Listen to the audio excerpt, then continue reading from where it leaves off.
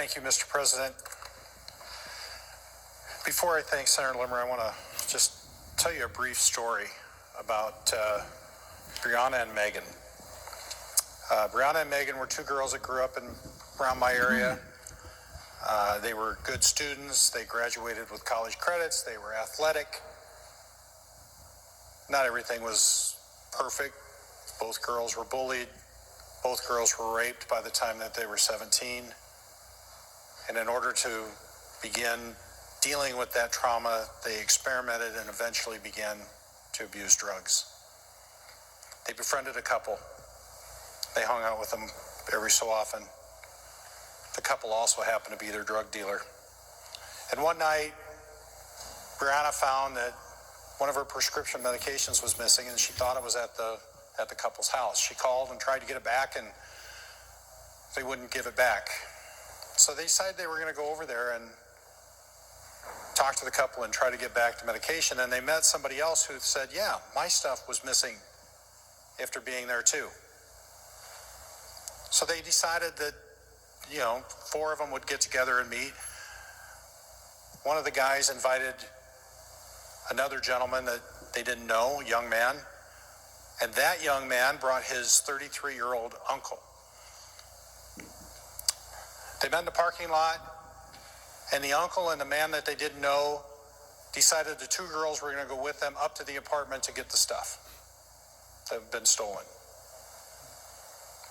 When they got into the stairwell, the men put on rubber gloves and hoods. They had guns.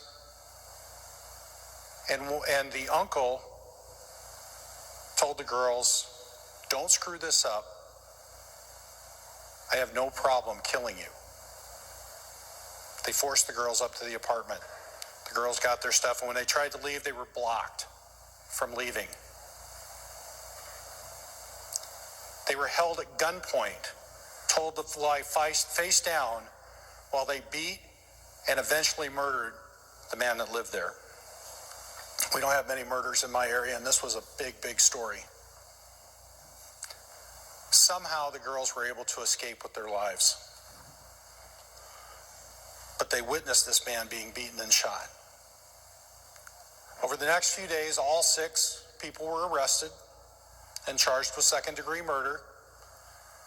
Those charges were eventually increased to first-degree murder. But how could this be? These 2 girls were victims. Just like they had no part in the murder of this gentleman. They didn't kill anyone. They didn't even intend to kill anyone. But they were charged with first-degree murder. And it was because of a law that we have called aiding and abetting felony murder. The shooter got a plea deal. The girls had to plead down to second-degree unintentional murder to avoid a sentence of life without parole. Each girl was sentenced to 13 and a half years. Mr. President, I want to thank Senator Limmer for including the task force on aiding and abetting felony murder. This is a task force that's being supported by county attorneys along with advocates to assess whether current laws and practices promote public safety and equity in sentencing, and to make recommendations back to this body. It has a balanced approach with experts on both sides. And I want to thank Senator Limmer. We've been talking about this all session long